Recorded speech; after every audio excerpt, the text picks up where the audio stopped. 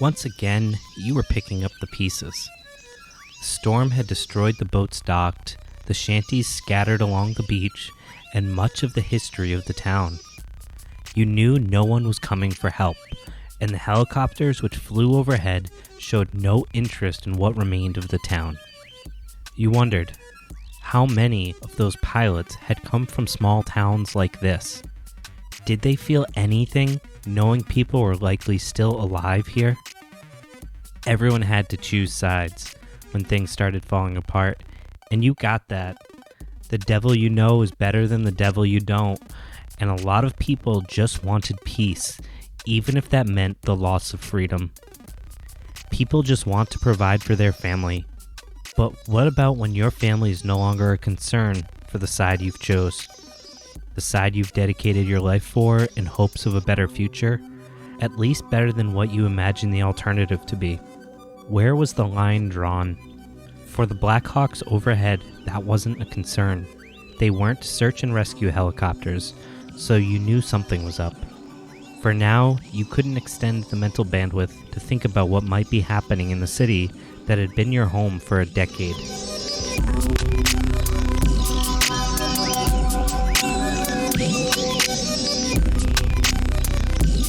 You wanted to feel bad for it, but you couldn't even work up the illusion of sympathy. You looked back towards the beach, the waves rocking the scraps of lumber and picture frames scattered across the sand. Destruction like this was absolute. The remains were irrevocably destroyed. There was no salvaging the materials, and there was no source for new materials. How could there be? The rest of the world had forgotten you existed, and the towering, intimidating pines that had heaved and lurched in the storm were far too big, and you wouldn't even know where to start preparing them for use. Every task that had seemed difficult before now seemed insurmountable. Generations of knowledge lost, left you incapable of living in the most basic sense, and with every moment it felt like you'd gotten a grip on things, and that for a moment they were no longer unwieldy. Nature, like a bull in a china shop, destroyed everything within reach. Charlie sat on a pile of rubble, near a home that had been vacant. He told you that it had been the house he'd grown up in, a house he had imagined, despite its sunken floor and windows that refused to close completely. He never imagined it would be turned to rubble. Not in his lifetime, anyway. You picked up a scrap board, looked around, and put it back down. It was overwhelming and futile to start over. To start here, at least. What benefit was there anymore? Many of the homes were lost, and most of the homes remaining were uninhabitable. Siphoning what gas was left in the cars around town, you were able to get a dozen cars filled, and what remained of the food was stuffed into the trunks as people sat two to a seat.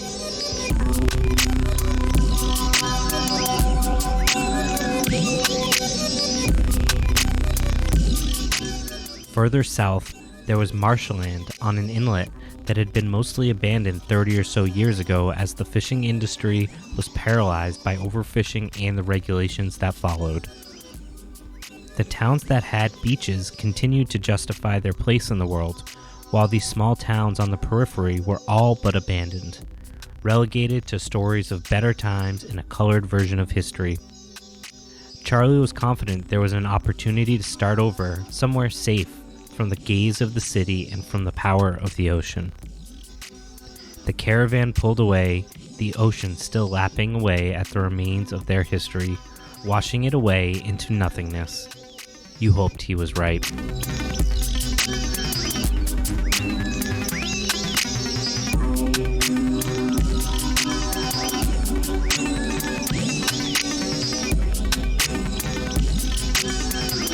Hey folks, welcome back. This is Andy with the Poor Proles Almanac. You can find us on Spotify, iTunes, and wherever you get your podcasts. And you can find us on Patreon if you'd like to help us covering the cost of hosting the podcast. We don't explicitly offer any of our traditional content focused on the specific goals of this podcast to our Patreons in terms of limited access or early access or anything like that right now. We do believe knowledge is for everyone.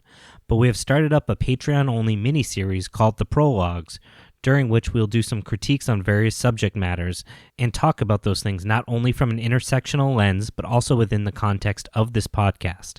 Societal collapse, reconstruction, agriculture, those types of things. Our first episode of bonus content is up, and take a listen to the following clip as an idea of what we're doing. We see things on the internet and we imagine them to be true, and then we try to recreate them. And the first image was never true. So we're creating an image of something that never existed. Simulacra and simulation. Yeah. John, yeah, you got me, buddy. Yeah. I didn't want to say it because I've said it I think in 3 or 4 episodes. So I was like, I'm just going to say it a different way. Yeah, but I think you gave me the book though, didn't you? I might have. So yeah, this idea that we try to recreate something that never existed because there's this internal deep urge to reconnect with nature in some kind of weird way. If you're interested and you are willing to donate $2, it's up on our Patreon.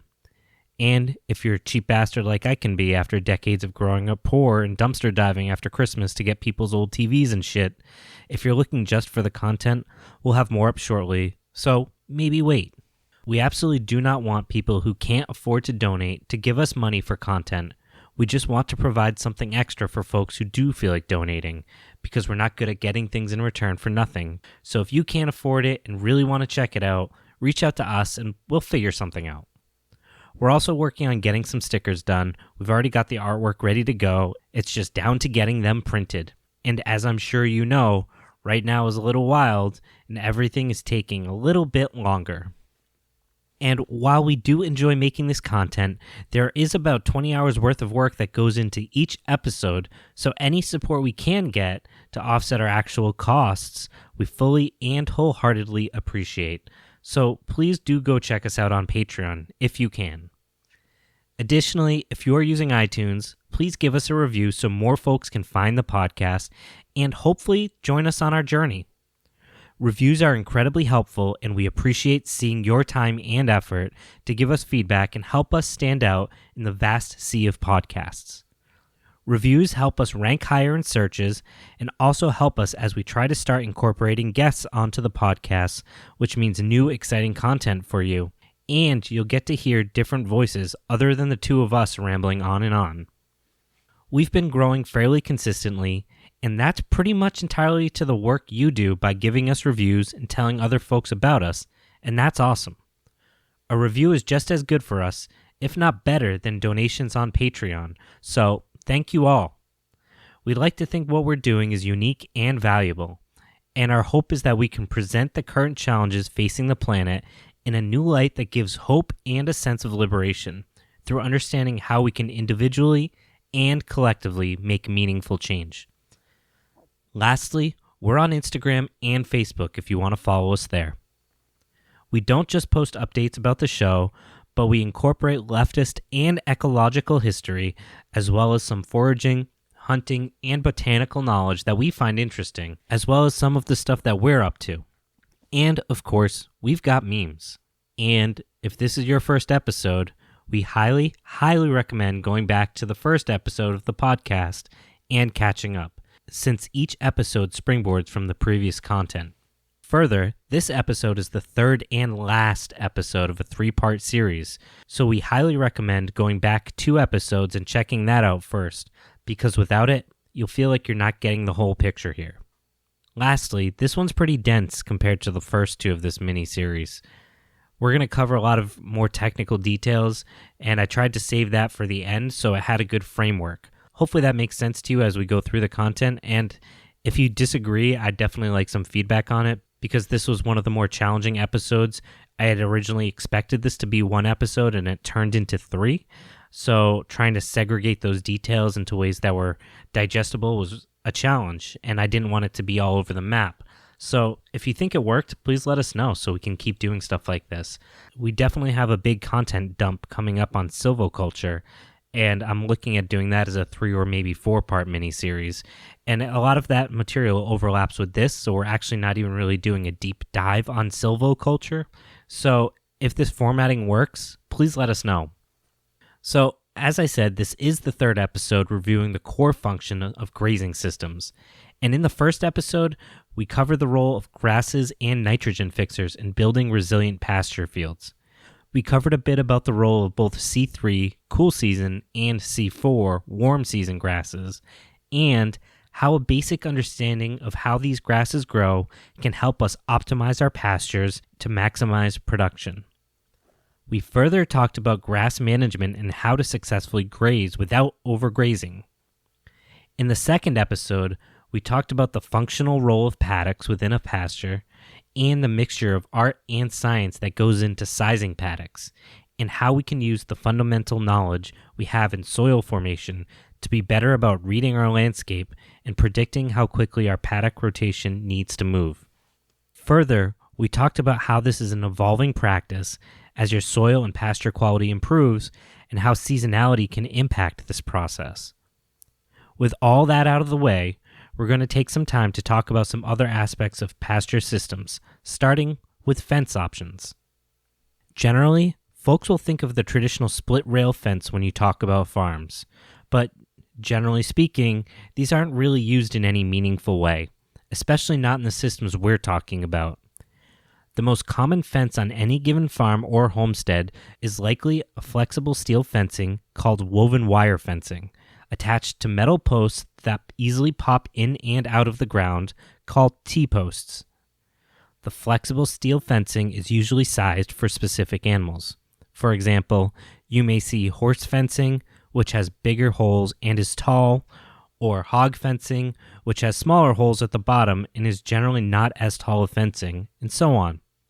This type of fencing is fairly cheap if you buy in large sizes, say about 70 cents a foot or so, compared to $10 for a wooden picket fence, which is only 8 feet, and woven wire fencing is a great semi-permanent option since, while it is a bit of a pain to move it, it's not impossible, and if it's something you're only moving a couple times a year, it's not bad at all. Posts are usually spaced 10 to 20 feet apart, depending on what you're fencing in and if there's going to be pressure on it, as well as the terrain you're fencing in. You can use a sledgehammer to hit the T-posts in. They don't need to look pretty, but if you're going to be putting in more than a few of these, get a post driver and you'll be saving yourself some time, effort, and probably some skin on your hands. That's some life advice I give you that I refuse to take, and every year when I start putting in T-posts, I say, you know what, I should buy a post driver. Someday I'll take my own advice. Personally, I like to use woven wire fencing far more than the other options for a few reasons, which I'll cover later, but ultimately I favor low-tech over high-tech when there isn't a significant difference in terms of time savings. The reason I'm bringing this up now is because we're going to jump into the hot new tech in agriculture, and I mean quite literally hot, electric fencing, called high-tensile fencing. High-tensile is a type of smooth wire fence that is electrified to keep animals contained. As of 2020, it is probably the most widely used type of perimeter fencing. High tensile is very economical and works well for keeping livestock, especially bigger animals like cattle, contained. Electric fencing is designed to be extremely mobile, and just like woven fencing, it is designed with different heights, thicknesses, and spacing based on the animal the fence is supposed to be used for. For smaller animals like chickens and ducks, which is probably what most of you guys are considering or already have, and other animals that are escape artists like goats, a type of mesh netting can be used and is common on smaller farms. However, this type of fencing becomes bulky very quickly, and because of that, comes with a whole host of other requirements, and most folks running more than 100 feet of this fencing will often use a quad or a tractor with specific equipment to pick up and move the fencing, which, with the additional costs of electrified mesh fencing, adds up pretty quickly. The mesh fencing with the charging system and the grounding rod will typically run you about $3 a foot, so quite a bit more than woven wire, but still significantly cheaper and more effective than split rail fencing. One of the other benefits of electric fencing that I haven't really brought up at this point is the fact that it is a really good way to keep predators away from your animals. With an electric fencing, you can do things like chicken tractors without having to worry about guarding the bottom of the chicken tractor. Outside of the mesh netting, going back to that traditional electrical fence, typically 2 or 3 of the wires are electrified using a fence charger, looking more like traditional fencing than a netting. Subdivision or internal fencing might only consist of 1 to 3 wires between paddocks. Generally, this is decided by the types of animals you're managing. You want one around eye height for just about every species so that they can see it. So depending on what you've got in your pasture will dictate how many wires you have and where those wires are. Generally, the animals know not to try and escape the fencing once they've been shocked once, and the additional wires on the outside are to keep the wildlife away from your animals. Posts in high tensile systems are generally placed 20 to 40 feet apart, depending on terrain, with 4 to 6 wires stapled to the posts for perimeter fencing. Droppers are vertical posts that wires run through to add rigidity to the fence when posts are long distances apart or when fence travels over very uneven ground. They are on the fence but not placed on the ground, with the advantage of being less expensive and less labor than installing an additional fence post. So, for example, you may have the option of placing a post every 20 feet without droppers, or you could space out the posts every 25 feet with droppers in between the posts. Depending on if you're working with an old farm system where there might already be posts in place, might impact what way you want to go with something like this. One of the challenges of this system, particularly when it comes to the smaller 2-wire system, is that if something spooks your animals, they will blow through the electric fence, even if it hurts them, and there's no physical barrier to keep them back like with a traditional fencing system. The major benefits of high tensile systems is the low cost and the ease of moving it. At less than 50 cents a foot all in, it's about half the cost of woven wire, with the added benefit that it will keep your animals safe from coyotes or whatever wildlife issues you worry about. There's a reason why high tensile systems are the fastest growing systems in use today. It's affordable and more effective than just about every other system, with some drawbacks as we've stated before. Post and rail, split rail, or board fence can also be used, but like woven wire, it is much more expensive than high tensile fencing. If you've got a lot of cedar, locust, or Osage orange trees nearby, these are fantastic options for making your own system from wood on your land. And if you're coppicing the locust or Osage orange, you can grow your own posts in bulk in as short as 5 years, making them extremely sustainable since most of them won't rot for more than 30 years. A single strand of electrified wire is often installed on the inside of these fencing systems to prevent animals from pushing through the fence or damaging fencing when trying to graze on the outside of the pasture. Alternatively, you can use a woven wire with a post and beam system to keep smaller animals from escaping and adding rigidity to your woven wire fencing. Obviously, though, electric fencing is a challenge compared to other systems because it's not something you just install and it's done. When you're dealing with electricity, there's risks that come with it and inputs required. First, electric fences need to be grounded properly to carry the electric current through the fence wires. To ground an electric fence, you'll need to drive a minimum of 3 6-foot-long galvanized ground rods into the ground. Now, these ground rods also always need to be in access of the fence, so if you are moving your fence, either you need to have a bunch of ground rods placed wherever you move your fence, or you have to pull them up and re-sledge them into the ground. For these ground rods, you need to select an area that remains somewhat moist throughout the year. Separate the ground rods by at least 1.5 times their length, then drive each rod at least 6 feet into the ground. Attach the first ground rod to a non-electrified wire, then hook the rods up in sequence. So it's a bit of work, but it's not something that's totally intimidating. I know when I was thinking about electric fence for the first time, I wasn't really sure where to start or what a lot of the terminology meant or how exactly you would do that without setting your woods on fire. So I just wanted to kind of give you guys a little bit of an understanding of what it means to set up an electric fence before you try to dig in and see all the different types and the names and the terminology about all the different parts. It's not as complicated as it might sound up at first. However, you do have some issues, one of which we haven't talked about, which is in regards to weeds and grasses, because these have to be controlled under your electrified fence. If you're working on a large property, this can become a major project with a weed whacker or a scythe. Additionally, this requires some additional planning because if you're moving fence daily or every few days, you'll need to prepare the space where the fence is going in advance so that you're not rushing to clear the space so that grass doesn't short out your electric fence, at which point your animals will just graze wherever they want to go. Now, I could probably do an entire episode just on the different parts of high tensile systems because there are various parts involved, various qualities, quantities, solar system sizes, system portability issues, and voltage concerns. But I think this at least covers the basics and the major pros and cons of each system. Part of why I use some limited mesh fencing on my property is because I wanted to try it out. And I do like it, but it can become extremely cumbersome quickly. And I have concerns about long-term viability in a world where supply chains might be disrupted. High tensile systems are better in this regard since the wires are thick, and storing things like insulators and wire couplers are much more practical. That said, they're a bit more of a challenge for chickens, ducks, piglets, and, depending on the landscape, even larger animals. Since I live near a highway, the idea that if my animals got past my fence, they could just wander off into the highway, I don't feel comfortable with that. And at the end of the day, I trust what I can see, and I trust what I can physically touch. If a wire shorts out and I don't notice, then it's a free-for-all. There's nothing I can do about that, and I might not realize it for hours. So with that covered, let's jump into the conversation that we were having and focus on water. Once you've got your paddocks sized and spaced out, especially when systems are still being sized correctly, creating water sources over a long-term plan can be a bit of a challenge. Remember that the goal is to provide water within 800 feet of anywhere in a paddock. The further animals have to travel for water, the more feed energy they'll expend on walking instead of putting that energy into production, and the less likely the animals will graze equally across the paddock.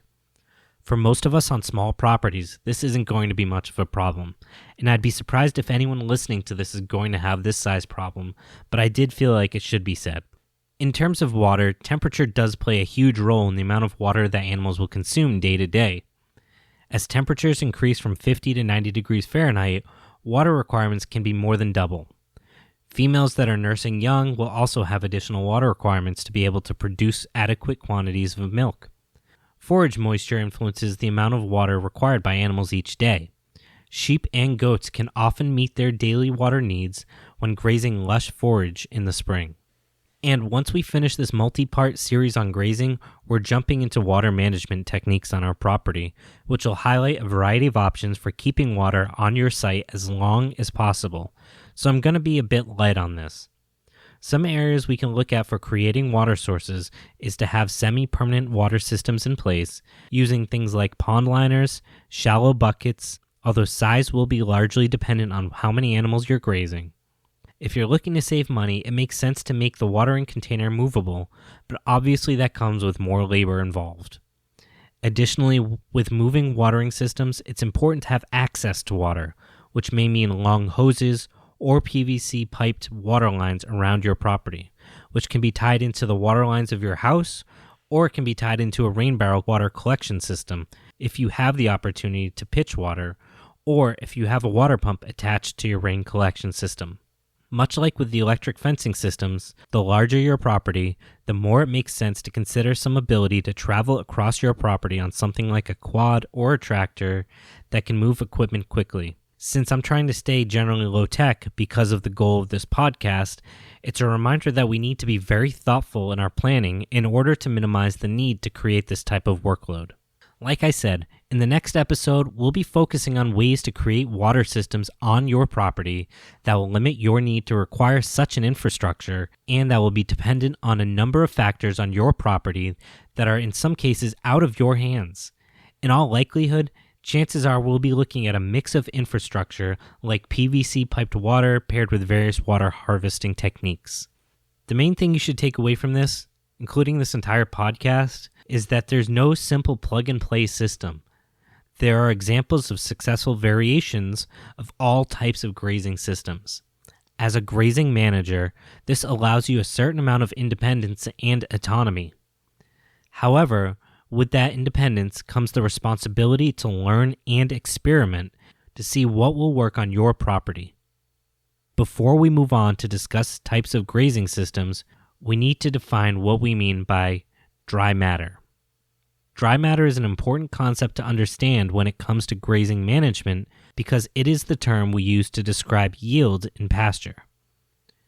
We spend a lot of time talking about biomass and the role of pasture species in making useful biomass, but we haven't talked much about any measuring techniques other than the minimum heights we want to aim for when grazing.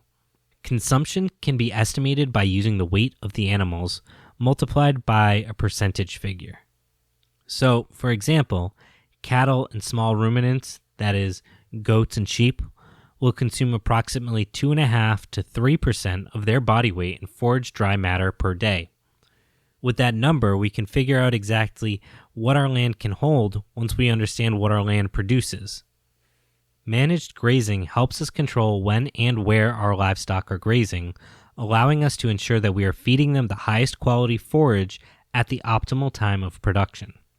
Whether you have been studying or practicing grazing management, you've probably heard many terms to refer to various grazing management systems and philosophies. Some examples include continuous grazing, rotational grazing, intensive rotational grazing, management intensive grazing, strip grazing, mob grazing, high-density grazing, ultra-high stock density grazing, and holistic grazing. And the list could go on. To further complicate things, with the possible exception of continuous grazing, most of these terms are not well defined and overlap. There's no cookie-cutter way to successful grazing management. If you're new to grazing livestock, start by getting the basics done right. Make some divisions in your pastures to allow paddock rotation and the rest periods for the forages. Use temporary fencing for interior subdivision. This will allow you to adjust how you set things up later in the season or perhaps next year. Work with the system, keep records, and gain experience. That's the only way you're going to get this figured out, because otherwise it's totally overwhelming. And as you become comfortable with managing the system, even if the system sucks, you can intensify your management when the time is right. If you're new to grazing livestock, start by getting the basics done right. Once you understand those fundamentals, you're going to be able to figure out what is and is not working. And with this podcast, you're figuring out the fundamentals. You're already there. There's 4 important areas to consider when you want to graze animals. Managing the nutrients of the plants grazed as well as the animals grazing, controlling the parasites among your livestock, prolonging your season as long as possible, and maintaining optimal sward or grass height. Managed livestock simply means you control where and when they feed. Paddocks are a primary tool for this. Managing these paddocks allows recovery time for various areas of the pasture. Generally, grasses and other forage are full of higher sugar, more digestible proteins at younger ages, but those dry matter we had talked about earlier is low. Ideally, we want to get the livestock to forage when the dry matter starts to accumulate, but before the edibility of the plants has begun to wane. You might think that if we let the grasses grow larger, this will provide more dry matter and ultimately a higher yield, but you actually will get a higher yield over the long term from foraging younger greens. However, we don't want to overforage because that will slow the growth of the grass. If you think back to the first grazing episode, we covered a bit of this. Also, if you think back to one of the earlier episodes on soil, we had talked about how many greens co-evolved with foraging species and actually stimulate growth from the process of being grazed upon. Again, our goal is to mimic nature, and we'll talk about that more and more as we get into different subject areas of actually doing these types of techniques. Continuing with what we had talked about in the soil episodes, we had talked about the idyllic farm pasture, with a cow chewing on some grass, moving here and there, but with the field at her disposal in what's called a continuous grazing system. Continuous grazing is the simplest grazing system. In the continuous grazing system, the pasture is not divided into subpastures or paddocks. Livestock have access to all the pasture area at any given time throughout the entire grazing system. The system involves a very, very low-level labor and management. It also requires very little expense in fencing materials other than the exterior fence. Furthermore, the water system can be minimal. However, the benefits kind of end there. There are many disadvantages to not rotating pastures. These include uneven grazing patterns, that is, spot or selective grazing, where cows, for example, might only eat the grasses that they like and leave everything else, and ultimately they overgraze those specific species, letting the weeds and the other things that they don't eat take over the pasture. Ultimately, what ends up happening is that you as the farmer need to kill all the plants in your pasture and reseed the entire thing. Further, because of this, you'll see what's called a variable plane of nutrition, which is the animals eat the best forage first, then move on to the lower quality forage, as well as uneven distribution of manure and resulting nutrient creep toward water and shade and where those species once existed that they enjoyed. This will change the pasture botanical composition over time, favoring plants that are not readily grazed and overly mature forage or severely overgrazed forage, all in the same pasture. Now, rotational grazing can mean different things to different people, but it generally refers to dividing the pasture into subpastures, as we call them, paddocks. The basic premise with rotational grazing is that it will allow the pasture plants a rest period to regrow before being grazed again. There might be only a few paddocks through which livestock are moved every few weeks, or there could be many paddocks with livestock moved every few days. Today's temporary fencing materials make rotational grazing very versatile, easy, and inexpensive. The basic premise with rotational grazing is that it will allow the pasture plants a rest period to regrow before being grazed again. Compared with continuous grazing, advantages of rotational grazing include that livestock are on a more even plane of nutrition, the pastures are more drought resistant, and rotationally grazed pastures typically yield more, and you will get more stable botanical composition in your pastures. Disadvantages for rotational grazing include that it requires more labor to set up paddocks compared to continuous grazing, and it is more expensive than continuous grazing due to the materials and infrastructure that are necessary. It's important to understand with rotational grazing, we don't typically work around a calendar year, but rather the plant characteristics of the paddocks. If you recall, we have various greens, some which accelerate their growth in different times of the year, and those will impact which paddocks should be foraged. This sounds complicated, and to an extent it is. We're just trying to cover some of the really basic components of it, since I know it's not what everyone's primary interest is. Your first question might be, at what point is it time to move animals out of a paddock so it can rest? With perennials and cool weather annuals, they generally should not be grazed below 3 inches. Leaving 3 inches of residue keeps the plants healthier so they can regrow quickly. This further allows the plants to continue to grow their root mass, making them ultimately more resilient. Further, parasite larvae tend to stay at the bottom 2 inches of the grass, limiting exposure to those parasites to your livestock. Additionally, your plants generally start regrowth at around 5 days, so moving animals at that point will reduce extensive grazing on preferable species. Referring back to the parasite issue, generally parasites will take 6 days to develop from larvae, further reducing the risk of parasitic infection. And this brings up that question of rest. We want the paddock grasses to reach an absolute minimum of 6 to 10 inches tall before we allow the animals back in for grazing. At this height, they have enough weight with enough sweetness to be attractive and provide a meaningful amount of calories for our animals. That said, it changes by species. If the species of grass you're growing, like, say, Kentucky bluegrass, tends to be on the smaller side, that may change your expectations of what is an acceptable height for grazing. That doesn't mean you want to graze below 3 inches, but you might be closer to that 3 inches than you might with another grass.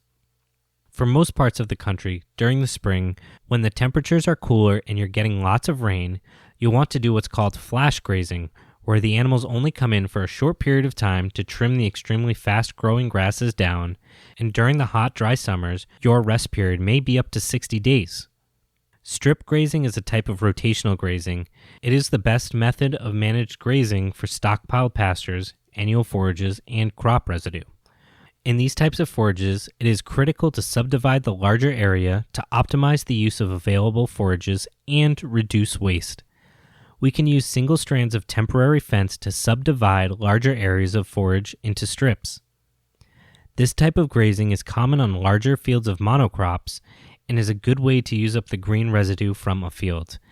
If you remember our episode talking about lignin and how long it takes to break down, the stomachs of cows will do that much quicker than the bacteria and fungi in the soil. Typically, we allocate strips for very long durations of a few hours up to 3 days. This creates a more competitive atmosphere, which encourages the livestock graze more of the available forage instead of being picky. The last one that I want to talk about is the hot new one, and the one I believe is probably the best if you can afford to do it, which is ultra-high stock density grazing. This is also known as mob grazing, and some other people will kind of come up with their own unique take on it that's a slightly modified version of it, but at the end of the day, they're pretty much all along the same idea. Although it's not completely defined, these terms generally refer to situations where animals are stocked at high density, from 500,000 to 1 million pounds of animal per acre in some cases. The herd is moved to new pasture very frequently to allow for very long rest periods for the pasture, 60 to 90 days or perhaps longer. Some of the forage that is not consumed is trampled into the soil to build soil organic matter. Ultra-high stock density grazing has not been extensively researched at this point, but the handful of papers that have come out look pretty promising. Much like many new areas of research, it seems that it's better than the naysayers suggest and not quite as good as the proponents promise. But general proponents cite advantages including improvements in soil quality characteristics, a reduction in selective grazing, and a lengthening of the grazing season, all of which seem to be backed up at this point by the research done and the anecdotal evidence. The one major disadvantage is that it is very time intensive. It takes a lot of time to move animals every single day, especially for smaller herds, which may not be practical for people with off-farm jobs. Another disadvantage is the risk of not allocating enough new pasture when moving animals, resulting in suboptimum pasture dry matter intake by the livestock and possible reduction in performance. Both species and class of grazing animal may determine the grazing period. Since lactating dairy cows need consistent forage quality, the grazing period for them may be anywhere from half a day to 2 days. However, for beef cows, forage quality consistency is important, but not as critical as with lactating dairy cows. So longer grazing periods, say 3 days, where they eat the good stuff first and the less desirable stuff later, will suffice. Using your land resources to develop a pasture system that fits in with your total animal, forage, and crop program is an important first step in pasture management.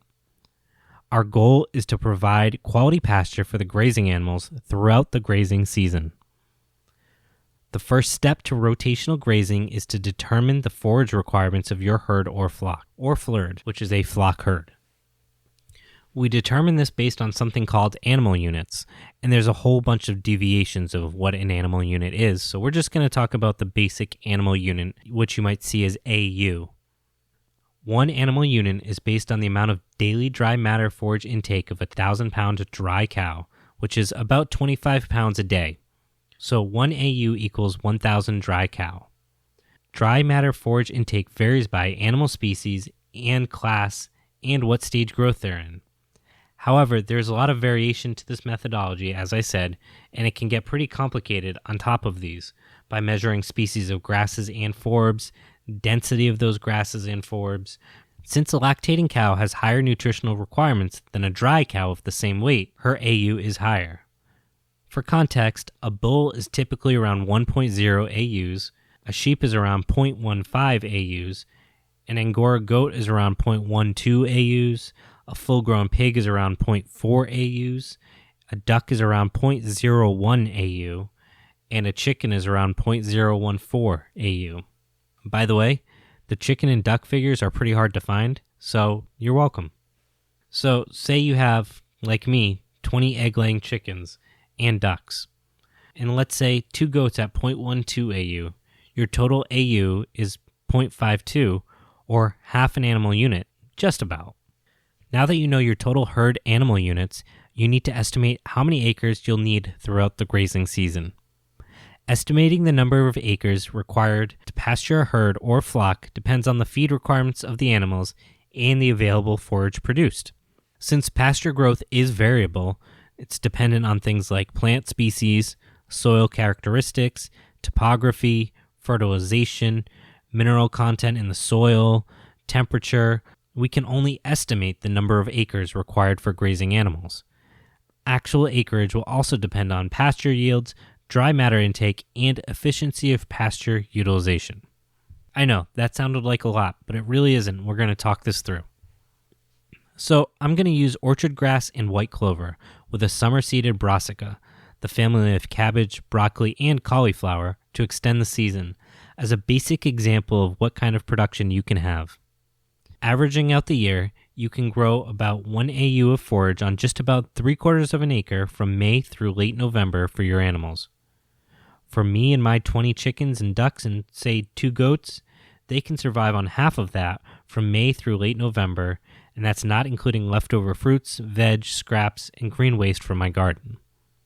Based on that, it sounds like I could run all of my animals on 3/4 of an acre of good pasture land, right? Of course, it's not that simple. Like we said, certain species have a fast-growing season and then a slow one.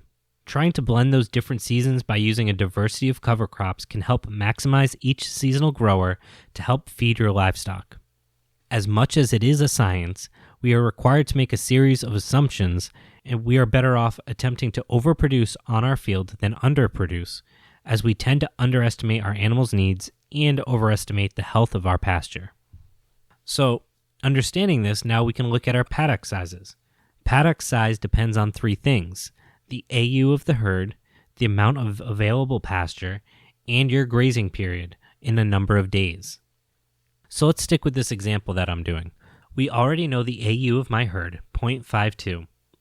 Now let's learn how to calculate the available pasture based on your desired grazing period. Then we'll talk about the grazing period.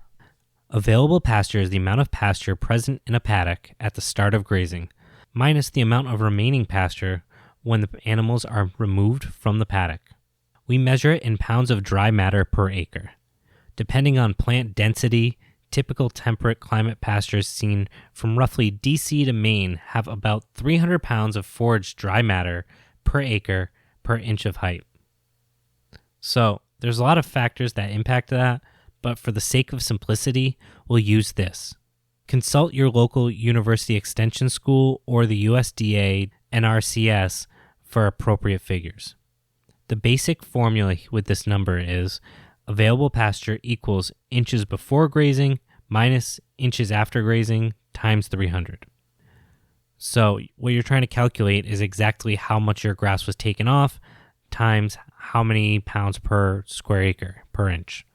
So if you turn a herd into a paddock when the pasture is 7 inches tall and plan to take them off when the pasture is 4 inches tall, they consume 3 inches.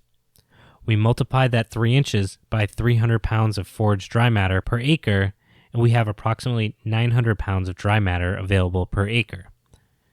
We can take that number down to what our paddock size is once we know what the pounds per square acre is.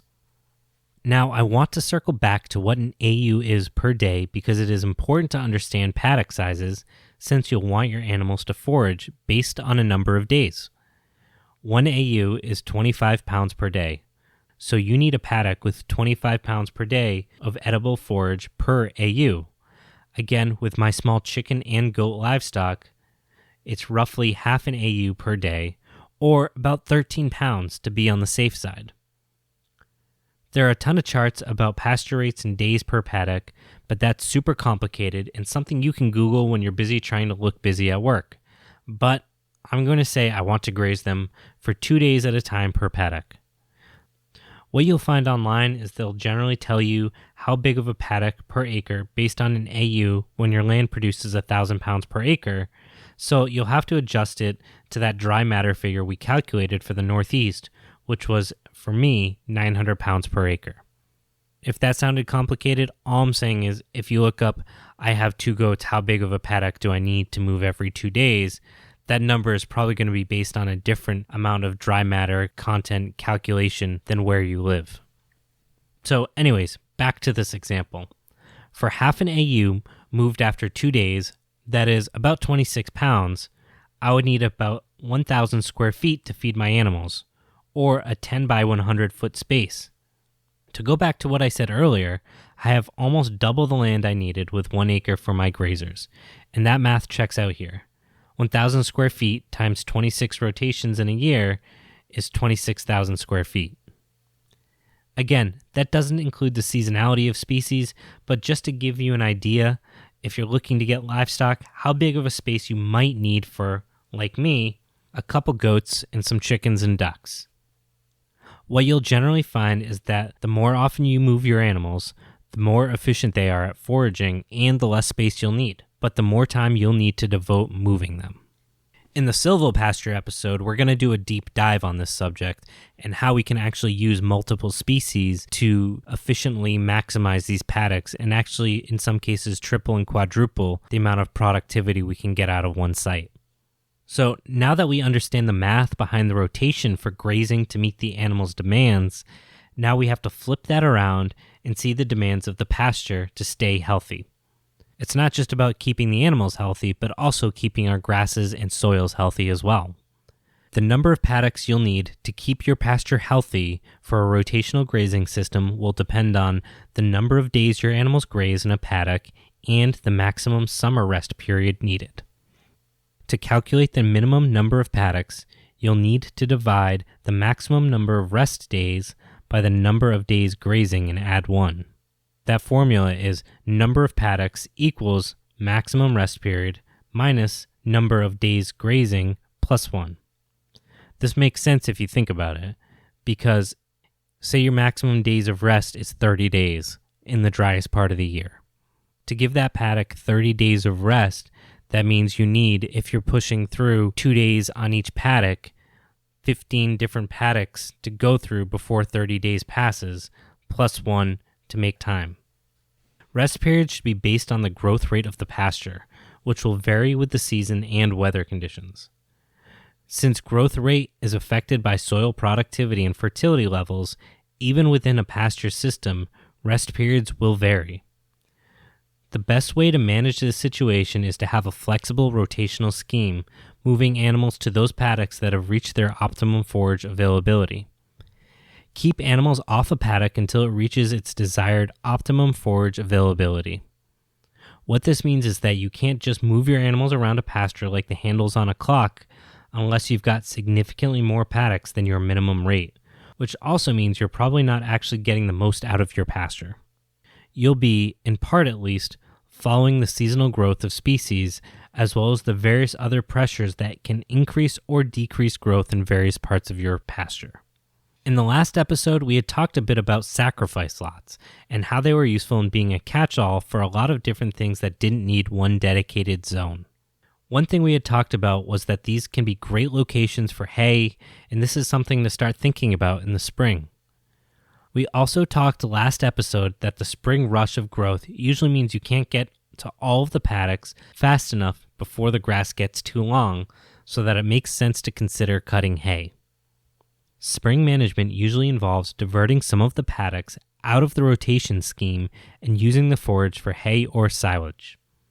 This effectively shortens the rest period between grazings and improves utilization of rapid spring growth.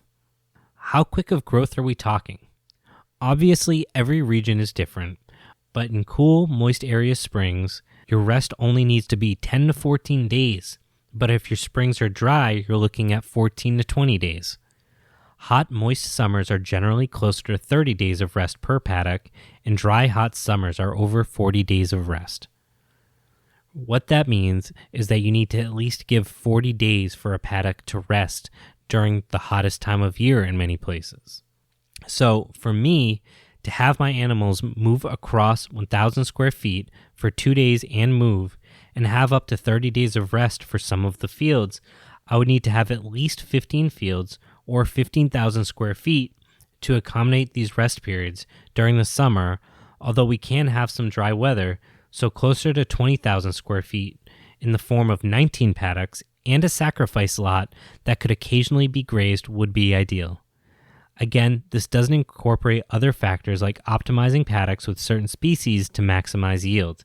This is really just a starting point to fine-tune an optimal system and to make sure that our grazing system that we've picked for our animals is compatible with our pastures to keep them healthy and sustainable. So really what you're trying to do is say, how quickly can I graze these animals to feed them? And then how quickly can our paddocks recover to make this system so that they don't get destroyed by my grazing system? So as long as your pastures grow faster than the grazing from the animals, you will never overgraze your pastures. And that's what we're trying to figure out with this math. So I know this was a lot of information, and we're not done yet on this subject matter. I could have probably made this a 4-part series, but I thought 3 was already kind of pushing it. The reason that I waited to drop the heavy information until the end is that I felt, having framed up all of the other information, this would start to really tie the different pieces together instead of feeling like a brain dump on you the first time that you decided you wanted to learn a bit about grazing animals and get totally turned off from the subject matter. So now you can look at these different pasture tools and the complex knowledge of soil and pasture management, and now understand, once we build up a healthy pasture, not to break it into permanent paddocks, and we can, with some very wide accuracy, estimate how many animals we can have sustainably on our property. If you wanted a herd of sheep, you can now do the quick math to see if you've got enough room once the pasture is up and ready to go. By understanding the soil and grass function first, we can work into a sustainable animal load instead of saying, say, I want 10 goats and 40 chickens and trying to make it work. We can say, this is what my pasture can handle, and that's where you start. And of course, it's not even that simple anyway. The volume of forage required by grazing livestock isn't a static figure. It can either stay constant or, in broody herds, will increase as offspring graze larger amounts of forage as the season progresses. Therefore, the cool season pasture growth curve creates a problem: too much forage in the spring and not enough in the summer. By harvesting hay and utilizing other resources, for example, tree hay, which we'll be talking about in the future, we will be able to create balanced systems that reduce or eliminate food inputs. So at this point, I think you've seen there are many good reasons to develop a rotational grazing system, including manure nutrient distribution. Having nutrients in the pasture where we need them is more economical than having nutrients built up in excess under trees or around mineral feeders that we then have to go and move around the paddocks. One of the goals of your pasture management system should be to deposit as much manure and urine back onto the pasture as evenly as possible. A good pasture management program requires little to no additional fertilizer application beyond what is contained in the livestock's manure and urine. The goal is that the animals deposit as much manure and urine as possible directly back onto the pasture as evenly as possible, reducing your workload. So, how do we manage pasture to effectively distribute manure? Basically, manure distribution becomes more even as grazing pressure becomes heavier. The University of Missouri Forage Systems Research Center has done research on manure pile distribution on 3, 12, and 24 paddock grazing systems. In the 3 paddock system, manure piles were concentrated within 150 feet of water and shade. Soil analysis showed that soil phosphorus levels were also significantly increased in the water and shade areas of the 3 paddock system. In comparison, the 24 paddock system had 2 to 4 times the density of manure piles in the main grazing area, and much less manure deposited closer to water and shade. Further, soil analysis showed that phosphorus levels stayed constant or decreased in the main grazing area. Manure distribution becomes more even as grazing pressure becomes heavier.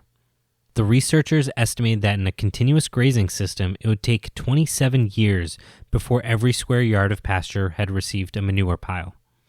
In the meantime, the livestock continue grazing and removing nutrients and depositing them in areas close to water and shade sources. These figures clearly show that manure is more effectively distributed around the farm in a more intensive rotational grazing system. This has dual benefits through more consistent forage performance and significantly less nutrient inputs. Now, there are some things to consider for animal welfare when planning your species for grazing. To prevent problems with bloat, maintain alfalfa and clover concentrations in a pasture at 30% or less, as high concentrations of legumes cause bloat most commonly because of the high amounts of soluble proteins found within the plant. Prevention is the key to managing parasites and begins with proper pasture management.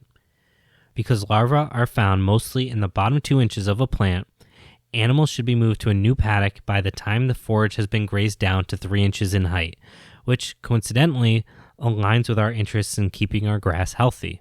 It's almost like nature figured this out. Typically, larvae will go from the egg stage to the third larval stage in about 6 days, so moving animals every 4 to 5 days or less will also help prevent internal parasite infections in pastures. Another aspect of parasite prevention hinges on the rest phase for the paddock. Experts are somewhat divided on exactly how long is enough, but it is generally agreed that a long rest phase will help break parasite cycles. Another prevention option is to graze other species of livestock to break the parasite life cycle. For example, sheep and goats share many of the same parasites but do not share parasites with cattle or horses.